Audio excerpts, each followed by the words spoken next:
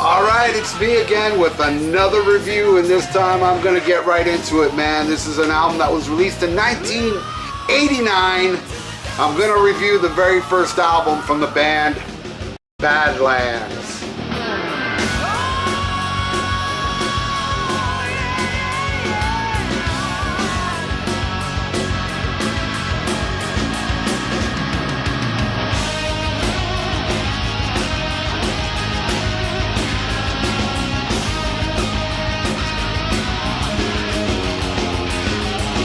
Badlands, I believe it was released May 11th, 1989.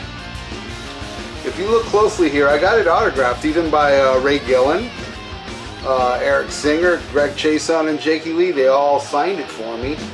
But unfortunately, I got it signed with a pen. Lame. Quick thing before I get into this album. That night, I took a picture with Jakey Lee. Not with Ray Gillen, I don't know why, but I took a picture with Jakey Lee, and I don't have it uploaded in my computer, but you're gonna have to take my word for it. It's a picture of Jakey Lee when I went to go get it developed, one of those disposable cameras. The picture came out where Jakey Lee, and like this side of the picture was all black, so all you see is my arm around Jakey Lee's shoulder. But I just met Jakey Lee a couple days ago, and I got this picture, see? I finally got a picture with him. Anyway, so this album kicks ass. This Ray Gillen, who was in Black Sabbath, he was also in a band called Rondinelli, which you guys know who that is. That's Bobby Rondinelli, the drummer that was in Rainbow. He was also in Sabbath. And he almost joined Blue Murder. There's the band with John Sykes that there's a couple demos floating around with Ray Gillen. Eric Singer, who we know now is, I just talked about him a couple reviews ago because he played on Brutal Planet. He's now in Kiss, dressed as Peter Criss, the copycat or cheater Chris, whatever you want to call it. He's a scab now. Look, that's when he was cool. Now he's not cool anymore because he's Gene and Paul's bitch, and he does what he's told. So, you know, he's sold out. And I know a lot of people out there going, well, you'd sell out, man, if, you know, if they offered you $1 gazillion to dress up like Peter Criss. No, man, I have that Bill Ward mentality, right? Bill Ward was like, fuck you, I ain't gonna do that shit. I'm like Bill Ward, I don't sell out shit, okay? I don't. I'm not this money-hungry asshole. Matter of fact, when Thrash or Die and Combat plays, the band members can keep all the money. I give it all to them. Mainly because they don't really have good jobs. And I have an okay job, so. Anyway, and then there's Greg Song, that was the bass player. I don't know where I'm sure he played in some bands, but he did audition for Ozzy during the Ultimate Sin era, and I remember they said that they didn't pick him because he didn't have the look. But Jakey Lee remembered him and got him to join. I believe I got, yeah, look, and then I got, oh, wow, I didn't even notice this. Look at this. I did get Ray Gillen's autograph with a Sharpie later. I got Eric Singer to sign this much later when I met him at the Kiss convention. And look, Greg Chason. I should have took this to get Jakey's signed, but you know, I see Jakey wrote that. Damn, I just noticed this.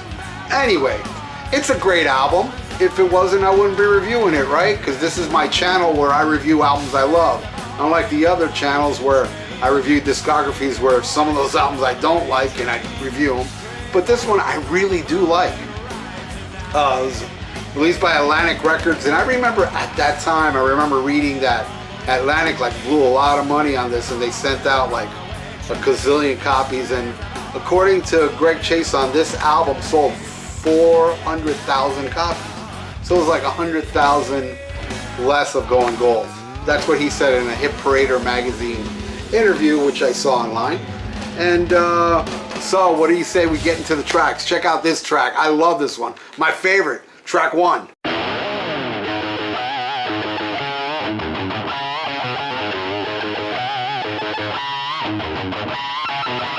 High Wire. Look at that, man. I made a video for it. You know, for a while there, this album, this music was hard to get. I believe they did re-record it.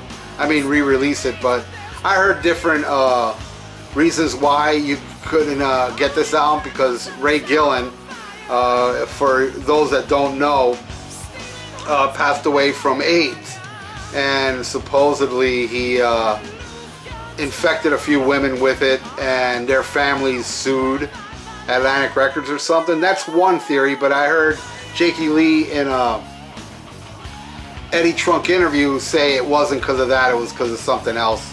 Now I can't remember what the hell it was, but either way, enough of that story. That's a little background story. I should have said in the beginning, but here I am talking over such a great classic song, High Wire, that when I saw Jakey Lee a few days ago, he played this, and it's a ripping song, man. This one is like, anybody that knows Badlands, this is probably their favorite song. I know it's mine. I love High Wire. Fucking rules. Listen to that riff, that fucking monster riff. And Jakey Lee's awesome, man. Very underrated. Not a lot of people talk about him anymore, but he's an amazing, amazing guitar player, and it's all over this album, man. Especially this song right here. It's just straight ahead rockin' fucking killer fucking song. Love High Wire. Favorite track. All right, let's go to the next one.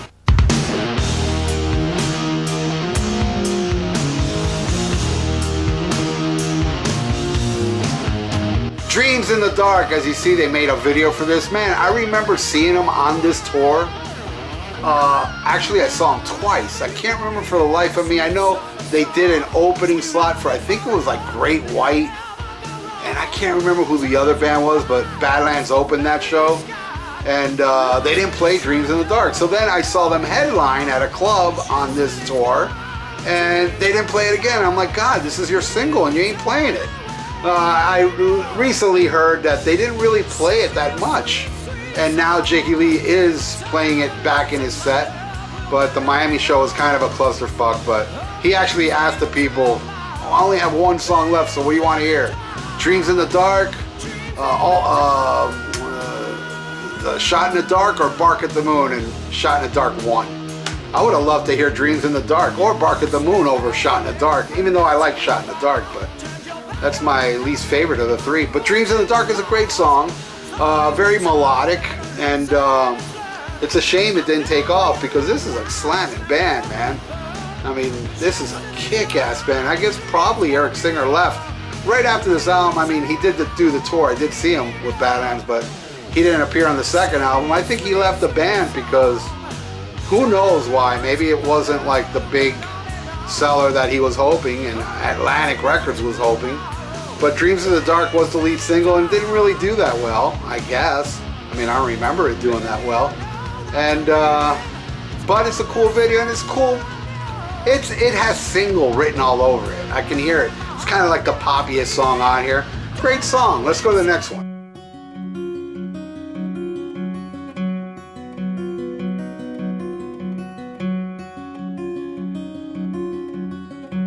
This is Jade Song. It's just really a little beautiful instrumental from Jake. Great. I mean, this is like a bluesy album, you know, and it's kind of got like that Led Zeppelin little groove. And this is kind of like the Barnyard Stomp type thing going on here. It's cool though. I like it, but it's really just an intro to this.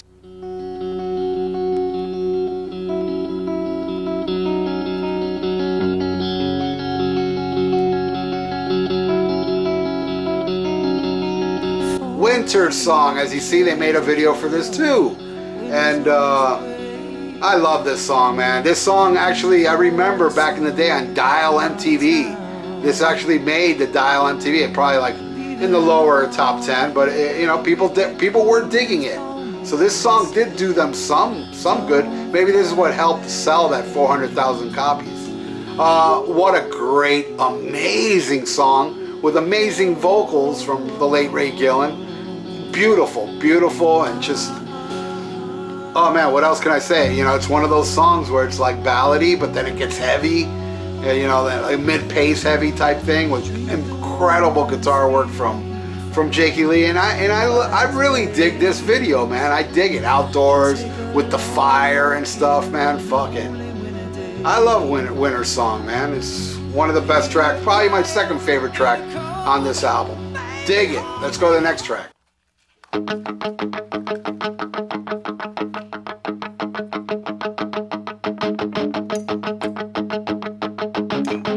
Dancing on the Edge. Yeah, this one kind of sounds a little weird, like think, think, think, think, think, think, think, but it's heavy, man. It's one of the more fast-paced songs on this album. I dig Dancing on the Edge. A great, great fucking... Again, I think I'm going to sound repetitious on here because all these songs have great vocals, great guitar work, and some solid bass playing and solid drumming from Eric Singer. Like very, I don't know, there's not really much I can add to this. And all these songs coming up, but unfortunately. But I can tell you that, well, what I can say is that everything I've just spoke about so far, that I've seen them play live during this era. I remember Dancing on the Edge was played live at one of those two shows, as well as every song I've already discussed. Yeah, fast-paced, kick-ass, dig it. Next track.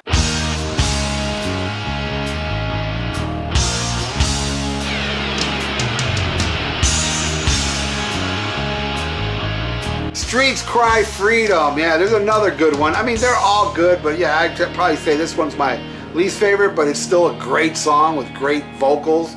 Yeah, I'm pretty sure they played this one. I could be wrong, but yeah, no, I think they did. Yeah, I'm pretty sure. Maybe they didn't. I don't know. But what can I say? Again, you know, it starts like with a bombastic start, but then it gets mellow, then it gets mid-paced heavy.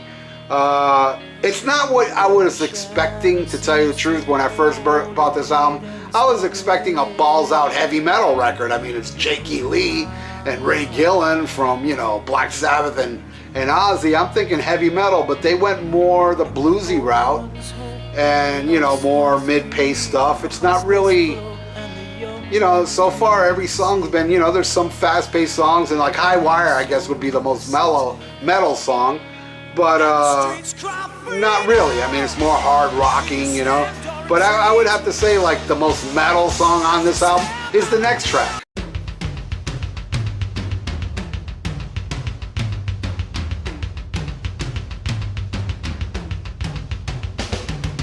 Hard Driver. I remember when I first bought this album, I go, well, finally a metal song. I mean, High Wire is kind of heavy, but, you know, this one, more balls out. And I remember when I did see them live, they opened with this one. The footage you're looking at here is from a Pro Shot show that I guess is from some arena somewhere shot it. But it's great. I love Hard Driver. It's a hard driving song. Yeah, that's about it. That's about all I got to say about this one. I love it. Next track.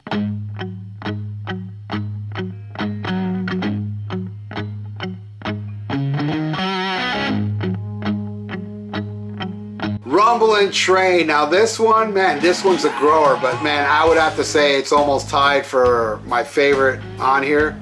I love Rumbling Train, and it was part of the set list of the Jake Lee show that I just saw a couple days ago, but he didn't play it because, as I said, it was a clusterfuck show that started at 2 in the morning, and you know, the only thing he played from Badlands that night was High Wire and Sun Red Sun, which is off the album Dusk, which is the third album that they released. But they've only released 3 albums. The second one, Voodoo Highway, is really cool too, but my favorite is this one. But Rumbling Train, man, it's, you know, it's a nasty tune. Like, he's just talking about a different woman in bed, and he's a bad boy, Rumbling Train. I guess it's a, you know, it's a song about touring fucking whores, I guess, or groupies, or whatever you want to say, which, you know, unfortunately was his demise, because, you know, guess he didn't wear the condom when he should have, man. Which is a damn shame, because listen to his voice, man. What a loss. What a damn loss, man. This voice, man, is like silence forever, and he never really got to make that mark, you know. Ray Gillen's only known till, you know, just like people that remember Badlands, which unfortunately isn't that many people. You know, only in underground hard rock fan base, you know, would remember Ray Gillen. But God, he had a great voice. You know, something I already spoke about it on my Black Sabbath Eternal Idols review. He was in Black Sabbath and recorded the demos for that album, and they're phenomenal. And they did re-release a deluxe edition of Eternal Idol that brings that disc with the demos that Ray Gillen sang on, and I highly recommend it. The guy was just phenomenal. I love it. and you can hear it all over this song. This song oozes dirty fucking killer vocals, beautiful voice, but he can get nasty too, man. Rumbling Train rules. Let's go to the next one.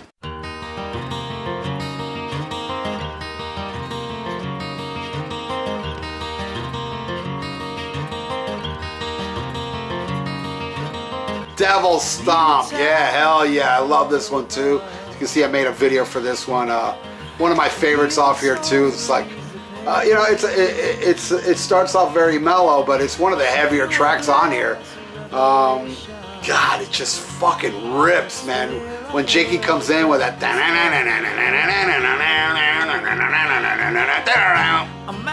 fucking heavy. Then it gets mellow again, then heavy. Then it's just like the whole band comes in, and it's just, I love it, man. I love this type of music. This is like classic rock, but kind of like modernized in 1989. You know, it's got a kind of got that 70s feel, you know, but it has that, you know, 80s tinge to it. Great. This is another great example why this album rules, man. Devil Stomp is great, and yes, I've seen Badlands, I'm trying to think, 3 times. Once with that opening for Great White, then a headline gig with at the club, and then that same club they came back and they did the Voodoo Highway tour with Jeff Martin on drums, who was the singer of Racer X, if you don't know.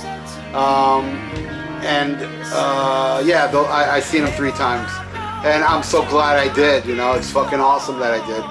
And what can I say? I love Devil Stomp. Another one of the songs one of my favorites. I have to say, it's a 3-way tie on this album. It's High Wire, Rumbling Train, and Devil Stomp. Three of my favorite tracks on here. Let's go to the next track.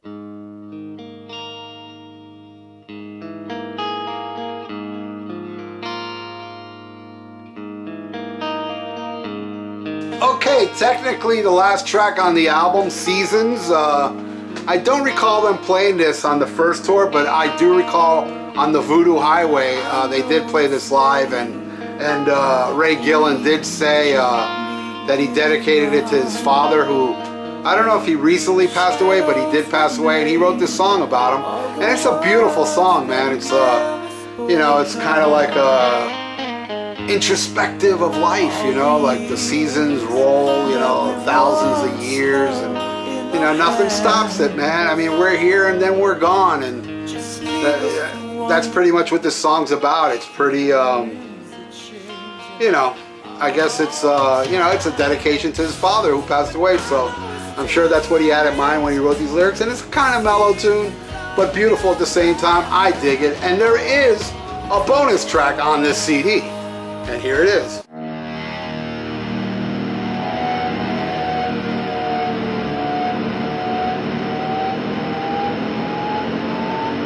Ball and Chain. This is the bonus track. I guess, you know, back in the late 80s when CDs were first becoming, you know, when people were starting to buy CDs, they used to always put these bonus tracks on it because to entice people to buy the CDs, because people were still buying vinyl back then.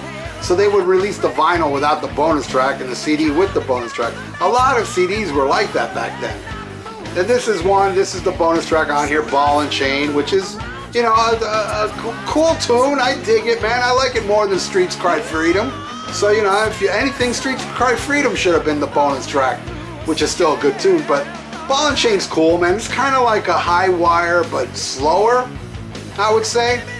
And that is it. That is it. I know I blew by this fast, but still, maybe some of you never heard this and you're hearing these little clips going, I like that. I'm going to go look into it. So this, I doubt you can get the Atlantic version. This is yeah, I doubt you can get the sign. You ain't gonna get this from me. But I do believe they did re-release this. I can't tell you who, because I don't own it. Maybe it was that Rock Candy. I think there's a label called Rock Candy that re-released a lot of stuff. So I highly recommend it. Here's something else I wanted to show you. I forgot to take this for Jake to sign. It would have been cool. This is a promo. Badlands license plate, Voodoo Highway, for the second album that I liked a lot too. That album, I'll tell you something interesting about that record. There's the last song on the album is called In a Dream, which is basically just Ray Gillen singing alone. But then I think there's a little guitar in there later on, but it's mostly just an amazing, amazing vocal performance you should check out, In a Dream. That song later appeared on American Idol. I hate American Idol, but I'm just saying, some guy that was like the rock star type guy, he sang this song on American Idol, and I did end up seeing it because somebody wrote about it online. And I was like, wow, somebody covered In a Dream on American Idol? That's mind-blowing. I checked it out, and the guy did a really good job. Can't tell you the guy's name because I'm not into that shit. But check out Voodoo Highway. That's another one. I got the CD over there. Don't make me get up, okay? You got to take my word for it. And I also have Dusk over there. Dusk is another great album. But this one's the best. This one is the best. So that's my review for Badlands, guys. I hope you enjoyed my review, and I hope to have more up soon. So thanks for checking it out. Later.